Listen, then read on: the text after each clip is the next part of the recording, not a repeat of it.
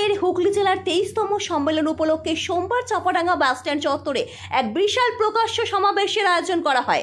সমাবেশে উপস্থিত ছিলেন সংগঠনের রাজ্য সম্পাদক ও সিপিআইএম এর কেন্দ্রীয় কমিটির সদস্য মীনাক্ষী মুখার্জি, রাজ্য সভাপতি ধ্রুবজ্যোতি সাহা সহ অন্যান্য বিশিষ্ট ব্যক্তিবর্গ। সমাবেশে বক্তব্য রাখতে গিয়ে মীনাক্ষী মুখার্জি রাজ্য সরকারের বিরুদ্ধে তীব্র আক্রমণ জানান। তিনি বলেন, আমরা স্থায়ী কাজ, শিক্ষা ও কলকারখানার দাবিতে লড়াই করছি। এই রাজ্যে সবাইকে কাজ ও শিক্ষা দিতে হবে, কিন্তু বর্তমান শাসন ব্যবস্থায় তা সম্ভব নয়। যারা লুটে খাচ্ছে তাদের বের করে দিতে হবে। যারা লুটেরাদের পাশে দাঁড়িয়ে তাদের সুবিধা করে দিচ্ছেন তাদেরও বিরোধিতা করতে হবে। পুলিশ মন্ত্রী তো বাংলার অগ্নিকন্যা নাকি, তো দূর থেকে মাওবাদী চিনে যেত, একসময় কেউ মাওবাদী আছে, তাহলে তার পুলিশ এত কেন ভয় পাচ্ছে? যে একটা দাগি কি বললেন যে আমি ওষুধ খাই, তাই তো চলে যান, ভয় কিসে? ফেস করতে ভয় কিসে? আর তিনি ফেস করলেন আর না ফেস করলেন তার তো কোনো ব্যাপার নেই।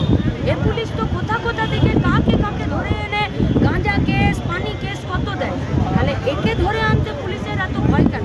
তার মানে কি এদের উপর থেকে কোনো চাপ আছে যে অনুব্রতকে ধরা যাবে না? কারণ অনুব্রতকে তো বীরের সম্মান তৃণমূল দিতে চেয়েছিল, তাহলে সেই বীরকে কি করে ঠেঙ্গাবে পুলিশ, তাই খুঁজে পাচ্ছে। আচ্ছা, অনুব্রতকে নিয়ে এত কেন চর্চা বলুন তো? অনুব্রতকে নিয়ে চর্চার বিষয় নয়, বিষয়টা হলো পুলিশকে যে খোলাখুলি পুলিশের গাড়িতে বোম মারতে বলতে পারে, কবজি কেটে নেওয়ার কথা বলতে পারে, অশ্রাব্য ভাষায় গালিগালাজ করতে পারে, তার বাড়ির মা বউদেরকেও বাদ দেয় না, আমরা সেই ব্যবস্থাটার বিরুদ্ধে। তাহলে সেই ব্যবস্থার ওই পারে অনুব্রত হোক আর রাজ্যের মুখ্যমন্ত্রী তিনি নিজে হোক, তিনি বলেছিলেন যে পুলিশকে চাপ কেন দরকার, তারা একই ট্রিটমেন্ট কেন পাবেন না? আচ্ছা, আপনি পারবেন?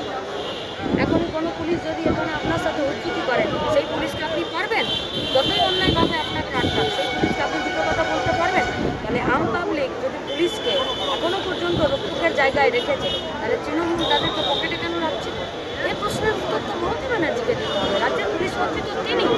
কোনটা মিডিয়া হাউসের কাছে আমাদের আবেদন, এই প্রশ্নের জবাব রাজ্যের মুখ্যমন্ত্রীকে একটি প্রশাসনিক বৈঠক করে দিতে হবে।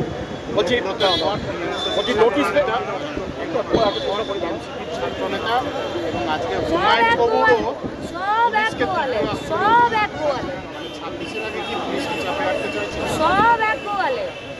পুলিশকে ঠিক করতে হবে, গুন্ডাদের চাপে থাকবে না মানুষকে সাথে নিয়ে? গুন্ডারা কম কিন্তু বেশি, আর গুন্ডাদের ট্যাক্সের টাকাতে পুলিশের বেতন হয়, গোটা রাজ্যের সাধারণ খেটে খাওয়া মানুষের পয়সাতে পুলিশের বেতন।